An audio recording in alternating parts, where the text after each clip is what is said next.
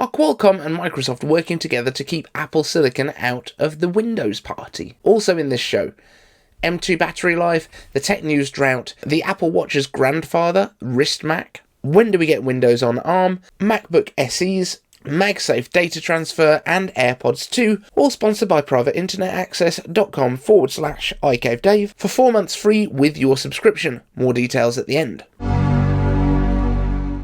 I'm iCave Dave and I simplify Apple so that everything just works for you. And if you want the latest Apple news, leaks and rumours every weekday at 12 UTC, like the video, subscribe to the channel and ring the bell. Okay, edit time David here. I just needed to throw something in here because we launched our Patreon yesterday and we have 3 Patreons already, and I want to thank them because I haven't had time to do the end credits thing that we're going to be doing. So thank you first of all to Andre Louis, then to Sharon B, who's come in at the iCave Dweller level, and Cyprian Spiridon, who's come in at our iCave producer level. Thank you all so much. It means the world to me that people actually want to support what I'm doing here. And yeah, if you're interested, patreon.com/iCaveDave. And the first big story of today is that Microsoft and Qualcomm have had a special deal in place since around about 2016, which gave Qualcomm exclusivity to native ARM for Windows.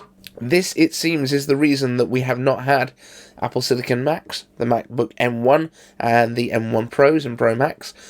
We've not had these with native support for Windows. You can do it through Parallels, a little bit on the sly because you have to use an insider build. Apparently this special deal is coming to an end in the next couple of years. Does that mean we will get Windows on Apple Silicon straight away? I don't think so.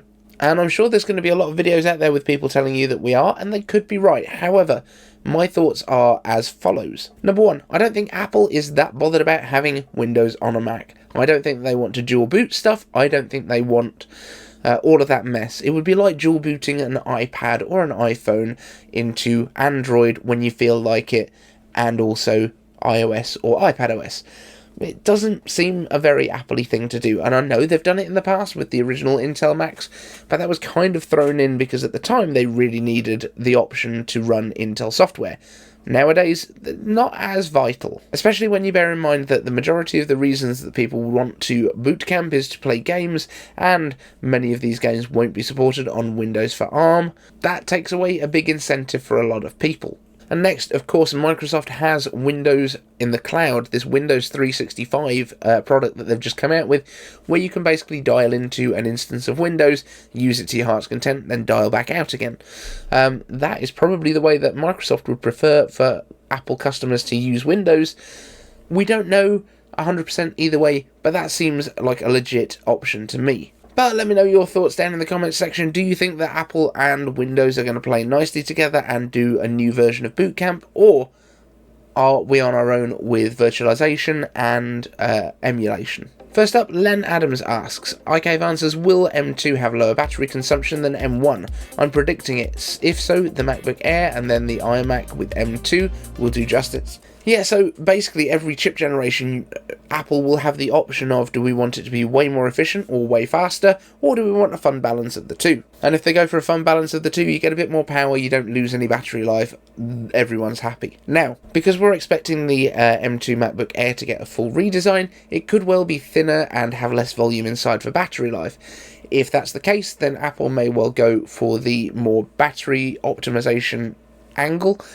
And at that point, we don't get a huge amount of extra performance out of it, but we can have a smaller battery in a smaller enclosure with the same battery life and the same performance. So it's all about compromises, but I have a feeling that the M2 is going to be pretty performant. I think we're probably looking at about 20 to 25% performance increase from the current models, and then around about 55% increase in terms of graphics performance if the A15 that it will be based on are anything to go by. Next, Euri Tech asks, do you think that Apple Tech News is dead at this point?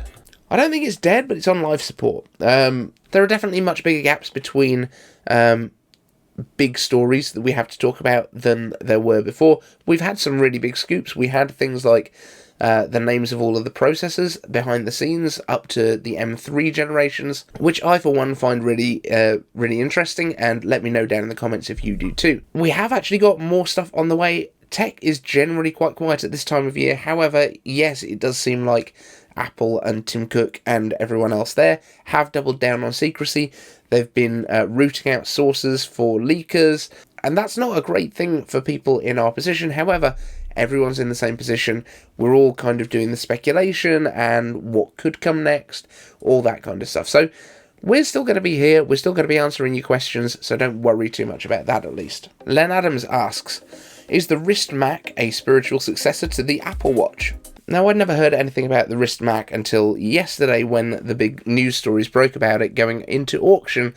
Now, this is a never-worn WristMac smartwatch from 1988, still in original packaging and expected to fetch between $25,000 and $50,000 at auction. The WristMac wasn't even made by Apple, it was made by Seiko, who, let's be honest, Seiko know how to make a watch, but it used Apple Talk to connect to a Mac. So basically, it does kind of sound a lot like the Apple Watch, which, especially from the beginning, used the iPhone as its kind of main processing, and it was very much an accessory to the iPhone. Today, a little bit less reliant, especially now that we have cellular versions available and you can connect them directly to AirPods and things like that.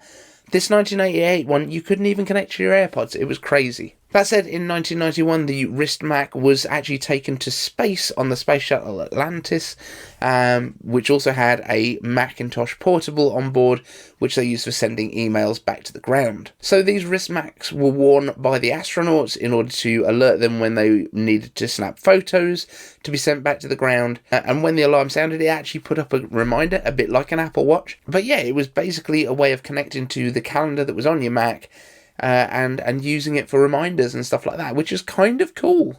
But yeah, pretty awesome little story, and I thought that was a nice one to share with you. I know you guys like a bit of space every so often. Len Adams asks, iCave answers, do you think the secret exclusivity deal between Microsoft and Qualcomm about Windows for ARM Macs will end in 2022 or 2023?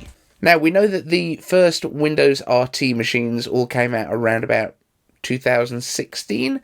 It seems likely, if it's going to be ending soon, that it was probably a 5 or 7 year deal. 6 years, I don't know why, doesn't seem right. So I would say probably 2023, but who knows.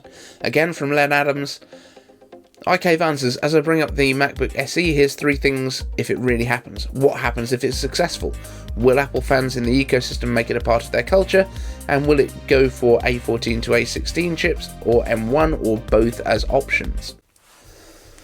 Now, as I say, we've been talking about the MacBook SE since probably at least December last year. It's been one of those ongoing topics for us, whether it was the Mac Mini SE or a MacBook SE.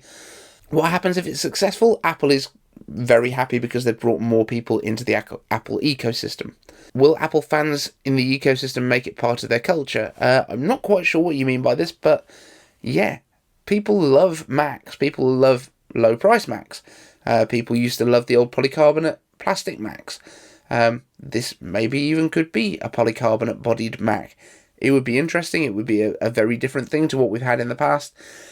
But yeah, I think that people would absolutely embrace it. I think a Mac that you can pick up for, I don't know, sub $800? I think that'd be really compelling. And will it have A14, A16, M1, or both? I think they're probably not going to do one with an iPhone processor. I think it will probably be an M1, but it won't be until the M2 is out. So the M1 will be like a downgrade processor anyway. But Apple will keep it around because it's still going to be absolutely capable for a number of years to come. And I do think rather than having low-end chips and high-end chips, Apple is more going to be pushing towards having the previous year's chips, just like they do with the iPhones and the iPad. The base iPad is using an A13 chip, which is from a couple of years ago. But it's still a very solid chip. I think that's the way that Apple is going to scale across different price points with the Apple Silicon architecture, at least.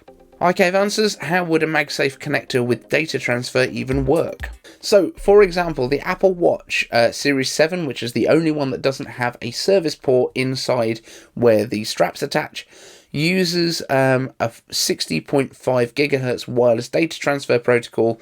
This is according to the FCC filings, but for right now it's only for Apple's internal use, and it basically uses a connection near-field communication, I believe, which is very similar to how AirTags work, and it's actually really quite quick at these short ranges. So we're talking 480 megabits per second, which is absolutely respectable if you need to do something like CarPlay, or if you want to do something like transferring a few files to a computer in a pinch, if you're using like a Windows computer that can't use AirDrop, for example.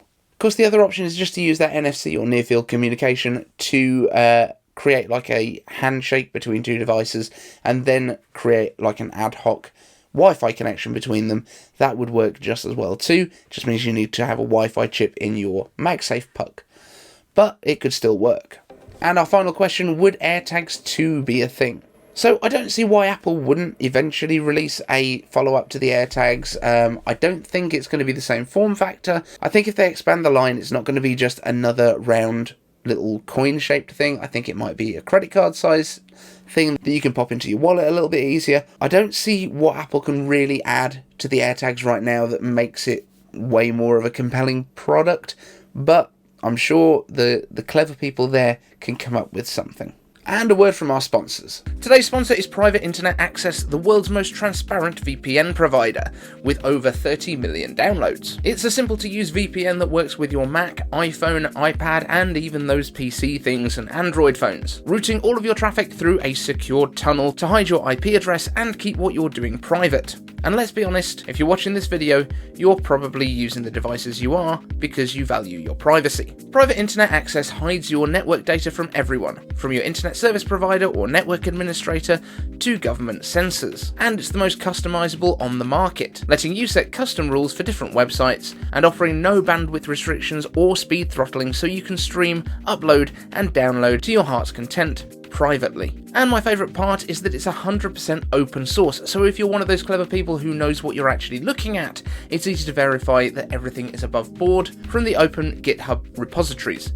No user data is stored, and PIA's no-log policy has been proven in court multiple times. So get your 3-year subscription with 4 extra months absolutely free for only $1.98 a month. That's 83% off only by visiting privateinternetaccess.com/iCaveDave, as this offer is exclusive for you guys and it's risk-free with a 30-day money-back guarantee and 24/7 customer support. So why wait?